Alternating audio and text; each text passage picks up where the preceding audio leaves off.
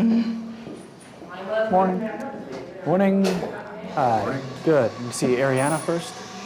Yep, she's right there in 94. Ariana. Hey, Ariana. Come on out here. Let me talk to you for a second. A couple chairs here. Have a seat. How are you? Fine. Okay, my name is Don Wruck. I'm the attorney who's been asked to represent you for today's court hearing, okay?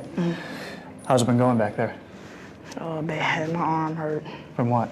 From these handcuffs. All right. Your mom's here. Today's hearing is a detention hearing. The court's going to want to know whether to let you stay here or whether you should go home. What are your thoughts on that? I just want to go home.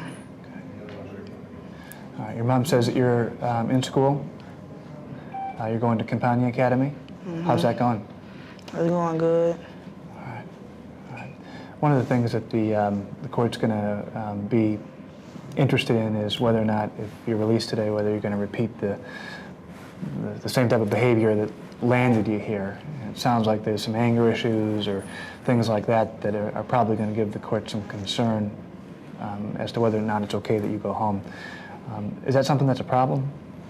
You ever had any issues like that, you know, where your anger's come out before? I know you had one prior incident, right? Okay, how is this different? I don't know. I still don't. I don't understand why I'm in here. Okay. Like, I know what happened, but I just don't understand why. You don't need me to explain to you why you're in here. You understand. You just I don't think it's right. Yeah, I just don't think that was right. Okay. Tell me what happened.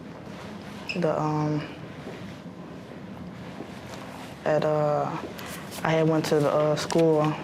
I was supposed to be with my mom and my brothers, and my mom had left, told us she was gonna come back. She had to drop off her boyfriend. Then we went to go get our tickets. They told us if you don't got an ID, you gotta go to the end of the line. Tickets for what? Tickets for the football game. Okay. So we was walking to the end of the line, and the principal came up to me, and she was like, well, you don't go to the school no more, so you gotta either leave or you gotta go to the opposite side. So the principal recognized you, saw that you were a former student, that you don't go to that school anymore, and despite you having a ticket and standing in line, asked you to leave.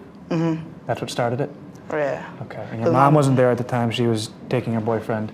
Yeah. Okay. And my brothers had already had their tickets, so I told them to go in and wait for me. So they asked me to leave, and they had the police take me down to the end of the gate. So then I called my mom. I told her what happened, and she just told me to get my brothers. So and she'll come back and just we was gonna leave. So I was. Were you acting out at this point? Were you angry? Were you throwing punches at people or anything? No, we wasn't bothering nobody. They I asked them to call them. They wouldn't call them. I couldn't go in to find them. They only like 10 and 11. They ain't had no phone and nobody with them. I couldn't find where they had went. So I seen my brother. I told him to come in to the gate. And once he got to the gate, that's when the police officer came over there. He was like, well, we asked you to leave, so you gotta leave. I was like, okay, well, let me get my brother. And then he was like, no, you need to leave now. Then I was like, okay, let me just get him out. And he was like, no, you need to leave now. So me and my friend started walking down the street, and he started following us. And then he told me I was walking too slow, so we started walking faster. Who told you that? The police officer. Said you were walking too slow? Yeah, he was following behind us. He told us we was walking too slow, so we started walking faster. And I turned around and I seen my brother. He was trying to run to catch up with us. So I had stopped. And my brother was running, and then he asked for, he just said, what's your name? And I thought he was talking to the girl next to me because she answered him. Then my brother came up, and the police officer grabbed me. He said, I asked you what your name was. And then my brother starts yelling for him to let me go. So I'm trying to push my brother back. My brother's crying and screaming. I'm trying to push him back. And the police officer shouting in my ear, I said, what's your name? I'm trying to get my brother back so he don't take him too. So finally I pushed my brother all the way back, and the girl grabs him. And the man, he put the cuffs on, and he took me to the police car. So that's the whole story? Okay. Anything you're not telling me about it, or is that it? I don't want to have any surprises in there that come up. That's it. All right, well, they're charging you with disorderly conduct. Today's hearing is going to decide, again, whether you stay here, whether you go home while these charges against you continue to pend. So in order for us to make that happen, to allow the court to release you, I need you to really be open and frank and conversational with the court. I need the court to hear from you that this is something that's not going to happen again. Do you have any questions? Mm-hmm. Okay, we'll see you in there in a few minutes. You'll probably head back to the cell there. Yep.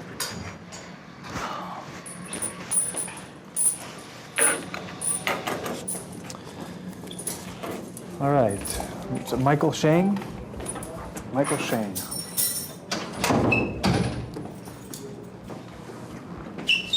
Where's he at? Right here. Okay. Mr. Shane, please. Have a seat. The chairs here. Your attorney would like to speak with you. Hey, how are you? Have a seat. I'm Don Wruck. I've been asked by the court to represent you for today's court hearing. Okay. I've talked to your mother. Mm-hmm. She's here today. Okay. Do you understand what the purpose of today's court hearing is? Could you explain to me? Absolutely. You're being charged with burglary. Serious charge, particularly given that you've got a prior charge for burglary that you're on probation for. The purpose of today's court hearing is not to try you on the merits of the charge, meaning we're not going to go in there and find whether you're guilty or innocent of the charge of burglary. The purpose of today's court hearing is whether you stay here while these charges against you pend, or whether you're released to your mother's custody, subject to you returning here for all future court proceedings. Now, the things that the court looks at in making its decision are going to be whether you're a threat to yourself or to the public, and whether or not you're likely to return to all future court hearings. If the court finds that you're a threat or that you're not going to return, you're going to stay locked up here like a lot of the people I'm sure you've been talking with over the last couple of days. What do you think should happen? I think I should be released on house arrest because I have a job. I'm working right now. You're working at Wendy's? Yes, on 45th and Kennedy. How many hours do you work a week? 25 to 30. All right. You're getting your GED? Yes, I Are am. you actively pursuing that, or is that something that... My mother has to enroll me, but when I do, I will be actively pursuing. When were you last in school? Last semester, last school year. Okay. And what grade did you complete? The last grade I completed was my freshman year. Okay. That was my GED though. Like the last grade I completed was my freshman, but I was in school last year to get my GED. Okay. Now, tell me about what happened. About a month ago, I came back from my orientation. It was my first day at work at orientation, and that night it was the carnival had opened, and I went home. I got something to eat, and then I left and I went to my friend's house on the corner because he lives like a couple houses down. I had my bike, and I went over there, and we were hanging out. Then I took his girlfriend to the carnival because she wanted to go. Then we just chilled there till it closed. Then I got dropped off like in front of my house, and I went to go pick up my bike. And when I was picking up my bike, like his father, he told me, he was like, "What are you doing?" I was like, "I'm picking up my bike." He saw me picking it up, and I just rode off. Then I went home. So whose bike was it? My bike. So you're arrested for burglary for taking your own bike? No, burglary, they say, it's probable cause that they're trying to get me. I see, okay. That allegedly happened on a different date. Yeah, because they called the next day, but my mom's like, for questioning, my mom said they're not gonna bring me in because, I didn't do nothing. So I didn't think of anything until a month later, Friday. They called, my sister, had an altercation with her boyfriend. And so they called the police, and then when they came, the detective came too, and they arrested me. Okay. Saying for probable cause. So you know nothing about the burglary? I know nothing about the burglary. Okay, you don't know who did it or anything like that? No. All right. Because certainly what complicates this whole picture is if this were the first time you'd ever been involved with the system, It would have been nothing. yeah, it'd be a lot easier to say, look, it's a misunderstanding. There's no way in the world that this could have happened to you. But we lose that argument given the fact that you're on probation for burglary. It's past history. Yeah, well, I mean, we can't go in there and say this is something that Michael never is capable of doing. He's not capable of doing this. We lose that argument, okay? So we've got to go in there and say, yes, this happened in the past, but this time, this is something he had nothing to do with. It's not as strong of an argument So it is going to be a bit of an uphill battle to show the court that if the judge releases you, that you're not going to engage in the same type of behavior. Now, like you suggested, maybe house arrest or having restrictions is something we can suggest. And I think if you can offer that, even say, Judge, I'm willing to demonstrate my commitment to staying out of trouble, comply with whatever restrictions the court feels necessary. Because I was doing good before everything. I had a job. I was getting ready to go back to school. So I'm just hoping they take that into consideration. We have to let the judge know that and make it so she does take it into consideration. So a lot of that's going to fall on you and how well you come across. And I'm going to talk right now when they get me? Absolutely. I'm going to call you as a witness, you and your mother. Okay. And the prosecutor's going to be there, and she's going to drill you with questions too. So be, like I say, composed. Don't argue. Just talk like we're just talking right now. Okay. Do you have any questions? No,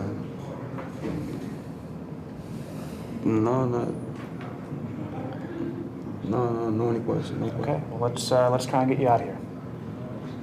Okay. Okay. All right. Hang tight for a little bit. Go back to me. Yep. You need your court kits too? Which ones? Do you want to speak to your court I kits suppose so. also? Yeah. I could probably just talk with them in there.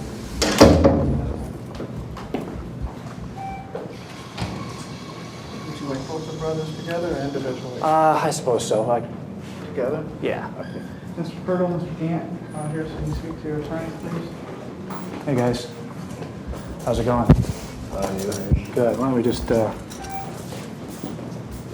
Why don't you guys just both have? Well, stand up here. I'm only going to talk to you for a couple of seconds. But how have things been going here? Okay. Okay. It doesn't look like your mom's here. I don't know if you guys heard from her at all. Okay. All right. Doesn't look like your mom's here. The evaluations that you had done with Dr. Wruck have come back. Okay. And the recommendations are that you guys be taken out of here, but placed in some type of therapeutic place to get some help. So we're going home? Not necessarily going home. I mean, we're going to see if that's still a possibility, but I think that you guys are going to be out of here. But it might be in some type of placement where it's not jail like this, but it's to get you guys help. The psychological evaluations came back and said that you guys are basically good guys, but there's not the education and the structure of your house right now that you guys need to thrive and stay out of trouble. So that's going to carry a lot of weight with the court. Okay, we're still going to go in there. I'm still going to present the case again, but particularly if your mom's not here and really, in a position to provide all those services, and truthfully, I don't think that she is. That the court's going to find that that's the best thing for both of you. But I'm not guaranteeing you guys are getting out of here today because it's still up to the judge. But in light of that psychological report, we're going to be making a strong argument that you guys leave here. The question is going to be, do you go back just to your house with no restrictions, or do you go into some type of placement where there's all sorts of help for you guys? So that's the update. All right? Okay, do you have any questions? You call my sister, you get in contact with my mom? We've tried. Yeah, we've tried. I mean, and maybe she'll end up coming in. Maybe she's just running late. What I'm telling you guys is I'm not saying that if your mom was here, you guys would be going home. I don't think that even that's the case. I just truthfully don't think she's in a position where she can come and say, yes, I'm going to be in a position to provide all these services. We heard her testify last time, all that she's got going on, trying to just keep the household together. The evaluation says you guys need, various help. And I don't know that even if she was here, she'd be able to convince the court that she can provide all of that help. Do you understand what I'm saying? So don't think that if she's not here, that means that you would have gone home if she was here. That's not what I'm saying. I just wanted you guys to know that so you don't. I know that. I just wanted her to be here. So. Okay. Well, we'll either way, even if she's not, I will get in contact with her after today. Okay. Okay. Let her know. I'll let her know where you're going, what the plan is, and all of those things. How's it been going back here the last couple of weeks? Losing your mind? That's usually what we hear. It's frustrating, Okay. Okay. Well, hang in there. We'll be going in sometime this morning. Okay. Thanks, guys. Thanks, everybody. Oh. Rattled out. Sorry. You good? You gotta stay cool. Okay. You all right? Me too. You know what I'm saying? Okay.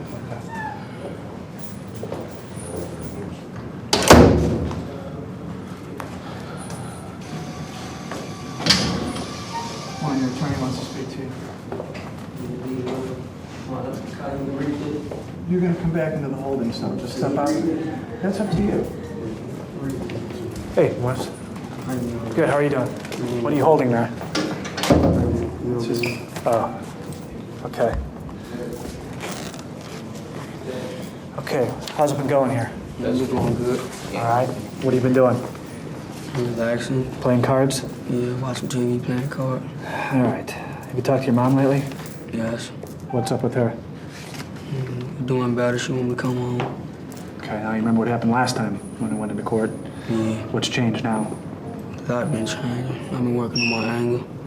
And me and my mom getting better. I've been seeing my dad too. Okay, because last time your mom, I don't think, was really convincing that, you know, you could come home and she'd be able to supervise you. No, she was, but she just didn't know what to do. Now she got it all down pat. Okay. I'm going to talk with the prosecutor this morning, see if we can't get a result, a plea agreement that at least gets you out of here, all right? I'll let you know in a little while what the outcome of that is, and I'll give you my recommendation as to what I think that we should do. But you're okay entering into some type of plea where you admit to one of the charges if they dismiss the other if you go home? Is that something you'd be interested in at least exploring? Yeah. Okay.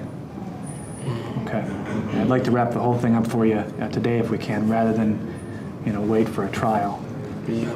Okay, so I'll talk with the prosecutor this morning and see if we can come to some type of agreement. All right, make sure you read that too. I will. Okay, Morris, hang in there. See you in a little bit.